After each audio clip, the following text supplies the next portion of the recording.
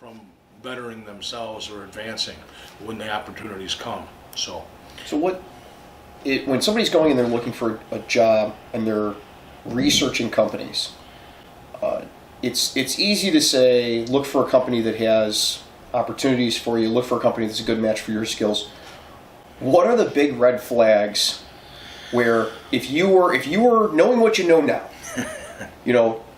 10 or so years, well, probably 30 years actually, because you hit the floor all the time, but 30 years of working with 10, 15 different companies over that time span, some of them overlapping at the same site, Sure. and things like that.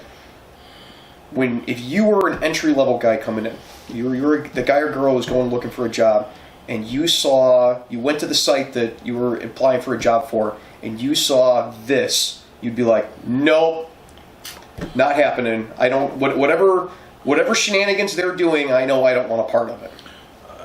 Great question. And I have to say this.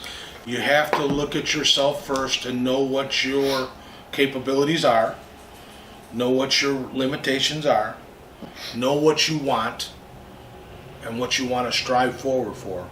And when you walk in that door, a red flag for me would be a company that has no real sense of organization, where they're just filling spots with people really that aren't capable of being there, and they stand out. You don't have to be a genius to get a sense that somebody's in a position that they really don't belong in.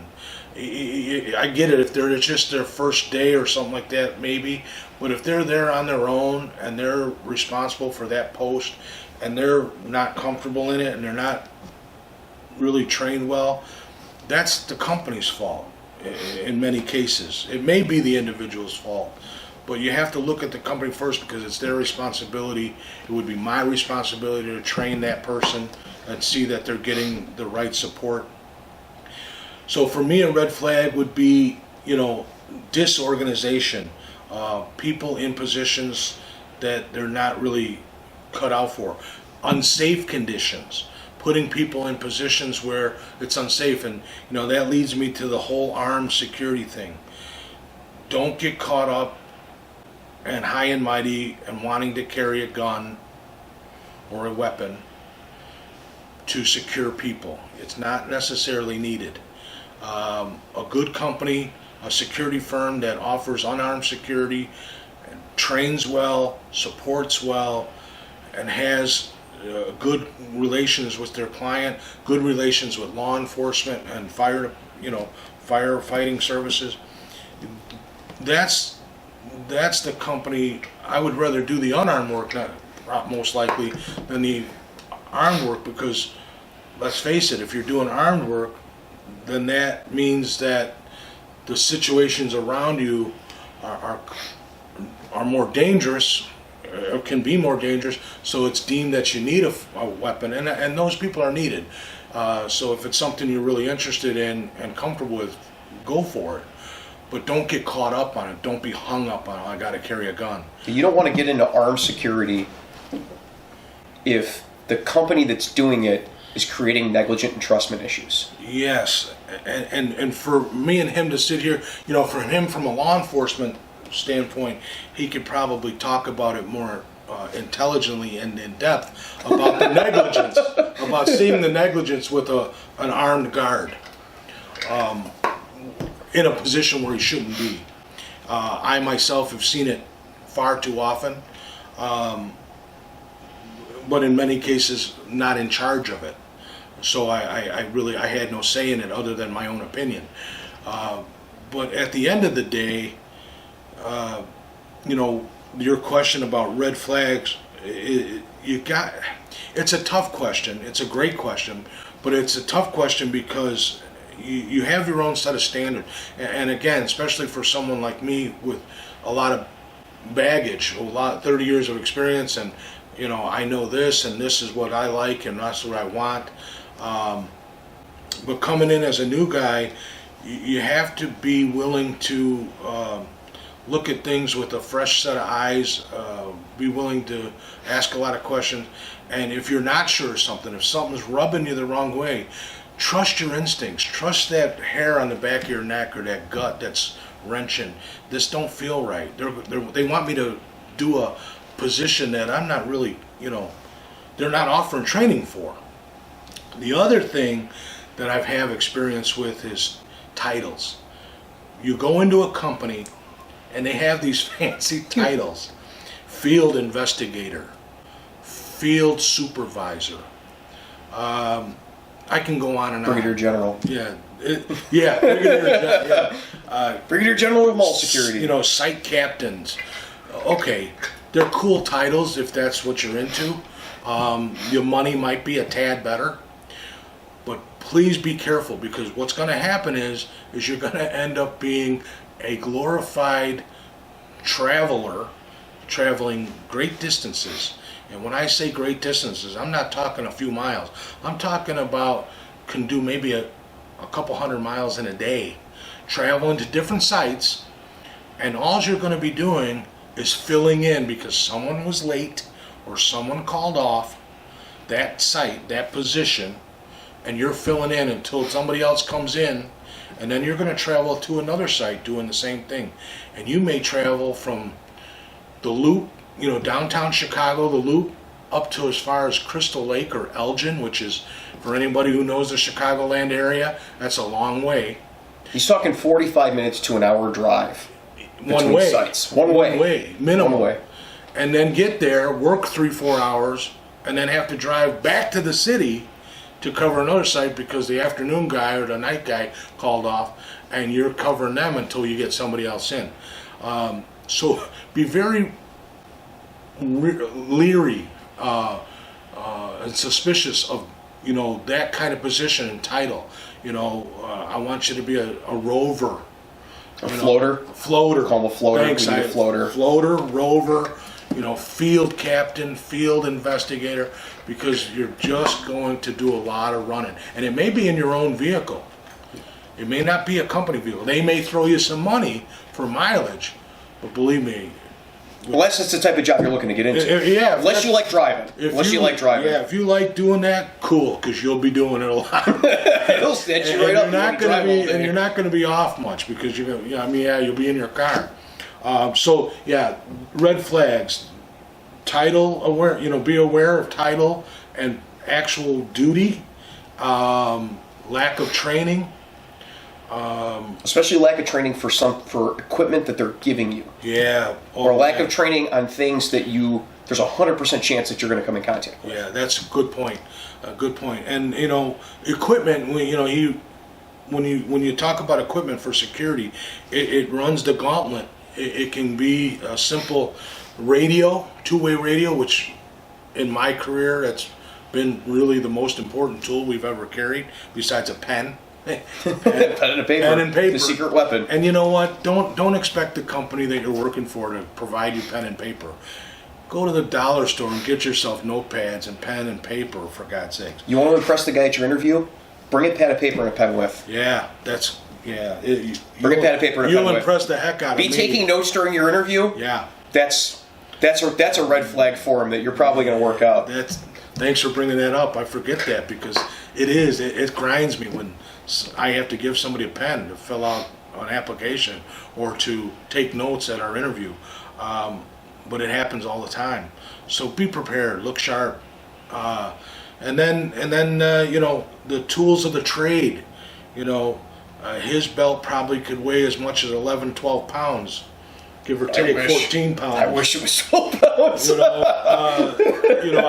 His is probably You're showing more. your age from back when you carried a revolver and a pair of handcuffs. I only needed 6 rounds, though. These guys need 20 and 30. No. At the end of the day, though, yeah. So yours is in the 20-pound range. Oh yeah. Okay. Oh, yeah, that's easy. With all the stuff now. Well, with security work, and when I did the mall work, we had a duty belt. I apologize, I don't have one in front of you, but we had a duty belt, and our main equipment was a radio, a two-way walkie-talkie radio, and a pair of handcuffs. Protective gloves, which is important in today's world. Protective gloves. I'll put the link right there. Yeah. And then you have, A flashlight, very important to have, no matter, even if it's daylight, because you might be going into a dark room. So a good flashlight, not a cheap one. Those are mainly the tools of the trade. Now, you get into a company that has services that provide weaponry of types. There's a lot of different types of weapons. The main ones are firearm, baton, pepper spray or OC spray.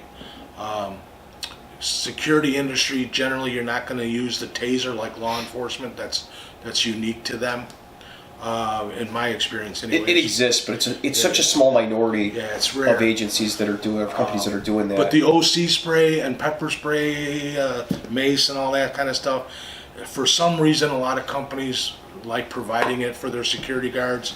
I myself would never carry it because it's not something I want to use on somebody, because I end up using it on myself or my partners trying to help me subdue somebody. We end up getting it on ourselves and it causes a lot of issue.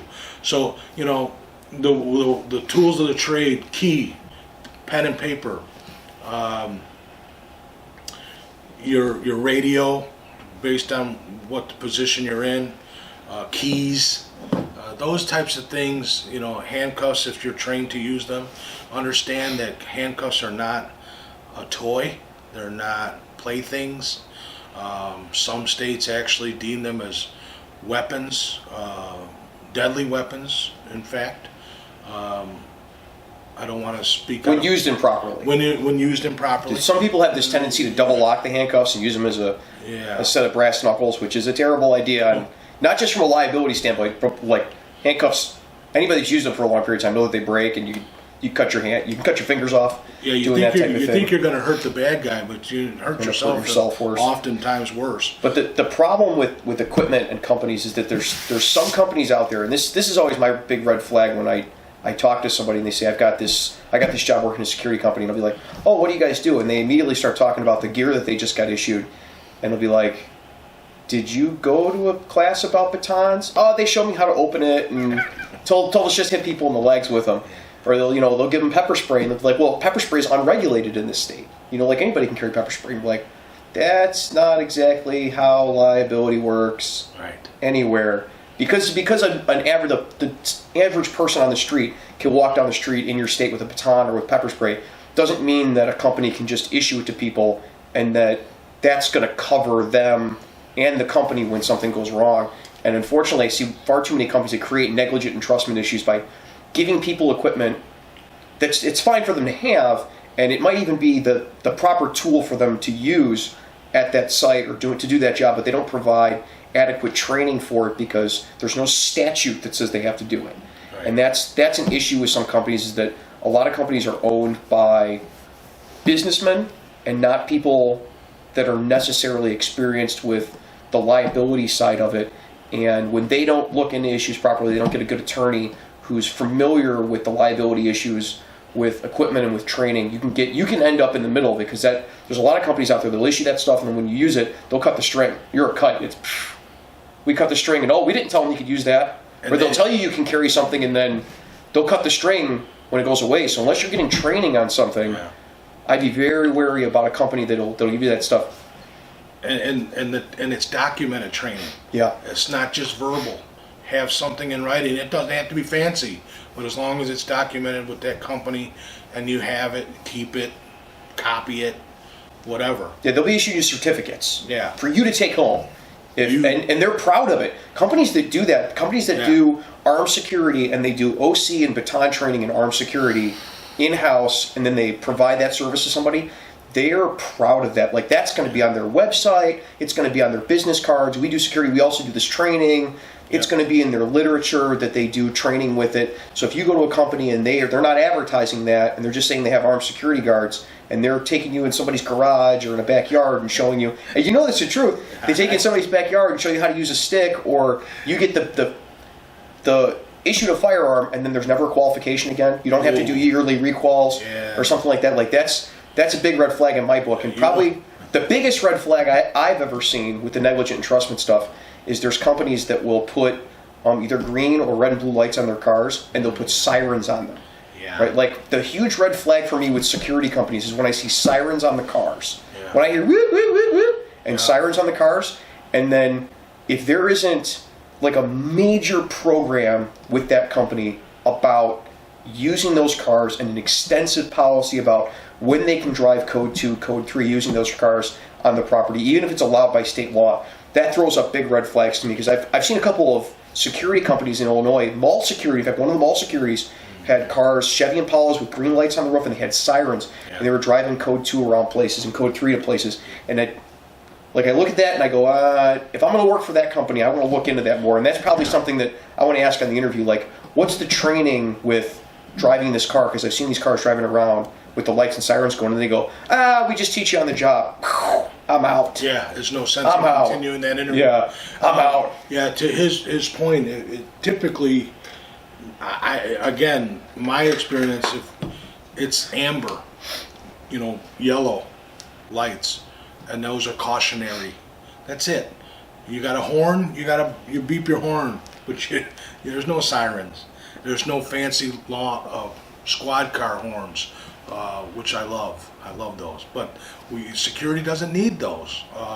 You call these guys, they come in and for most sites, for what we're talking, for somebody entry level coming into malls or something. Obviously, you're going to have nuclear facilities, industrial plants, and stuff that do other stuff. Yeah, but you do have. That's not something that you shouldn't be coming in entry level and they're like, go drive this car. If you need the sirens, they're over there. And you're going to be pulling people over and things like that. That doesn't happen. It does, but it's not supposed to. But yeah, great point. Be aware. Be cautious of what you're getting into. Look at those kinds of things. Try to look at them up front before going to the interview. But if you can open that can of worms in the interview, it's okay. Because if that comes out, like he says, put the brakes on and this is just not for me, because you don't need to waste your time. Your time is don't ever underestimate the fact that your time is every bit as valuable as anyone else's.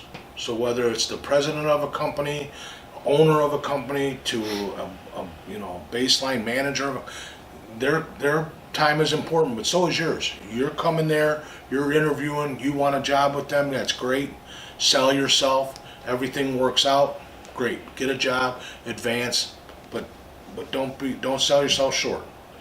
And look at those options. Look at those red flags if they pop. If you see something like that, you bring it up in an interview. Again, if somebody's driving with red lights and sirens at that site, and let's say, because some gated communities will do that.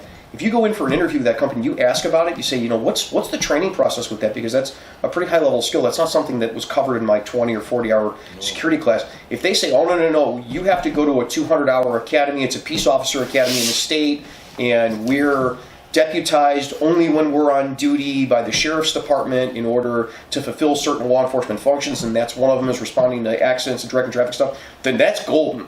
That's a company. That's a great company. That's somebody that's come. So it's not just a matter of what gear they have. We're talking about you have to compare the gear they have with realistic expectations of what you would use, and then the training that they're providing and the answers to their questions. If their answers don't sound articulate, they don't have an answer to why they're using that equipment or how they're training on it, then that's the red flag. And they can't support those answers. If they can't support those answers with documentation showing that we do send you to these types of schools, or we do support these trainings or pay for these trainings, those are things too, because again, a lot of this industry, people pride themselves on going out and getting a lot of training on their own. I've had hundreds of people come to me over the years and go, I've got my firearm certification, I've got this kind of certification, I'm hand-to-hand combat trained and all that kind of stuff.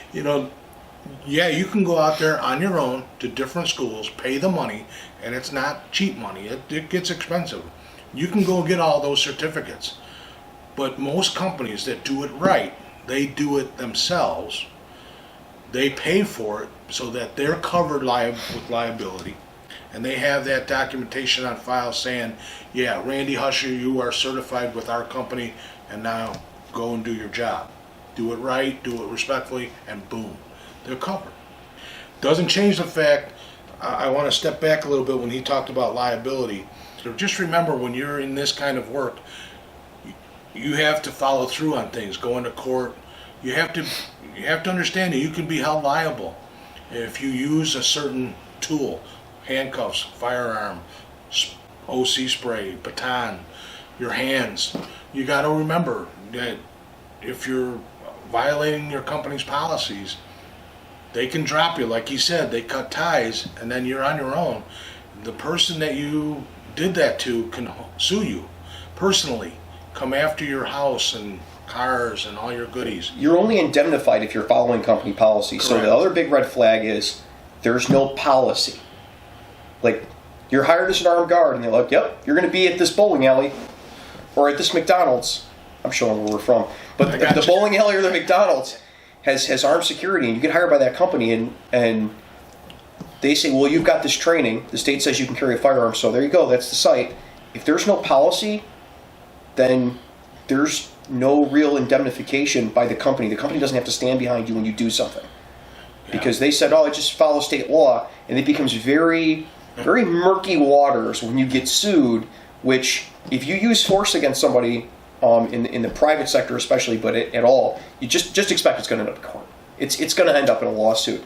And so you have to make sure that when you work for a place that they're issuing you certain tools, or they're giving you a car to drive, or you're doing the job at all, that there's policies in place about how you're supposed to do that job, and the way you're supposed to do it, and setting limitations. Sometimes limitations are a good thing. That's right. You could be like, well, no, I can't give you a ride. The policy says I can't give you a ride. It might be inconvenient at the time, but in the long run, for career-wise, that's a good thing to have a company that has some control over what's going on at their sites. And if you wanna make a good impression, like, or really trick somebody into, like, you know what you're talking about, ask about post orders.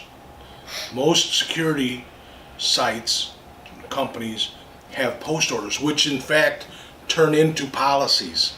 So they have post orders for where they're putting you, or your assignment, post, your duty. And those include the different things about the weapons you carry, the tools, the cars, things of that nature, what you're supposed to do or not do. So just, if you want to sound fancy, ask at the interview, does this post provide post orders that I can follow and have so I can look at while I'm on site? Good thing, just, it'll make the person go, oh, hey, kind of knows what he's talking about.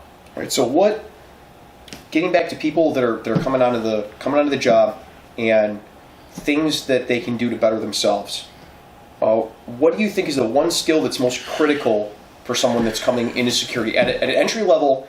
Let's say if they're going to make a career out of it, this is going to be their long-term thing. For whatever reason, they want to come in, and this is going to be a job that they're going to do full time. The one skill.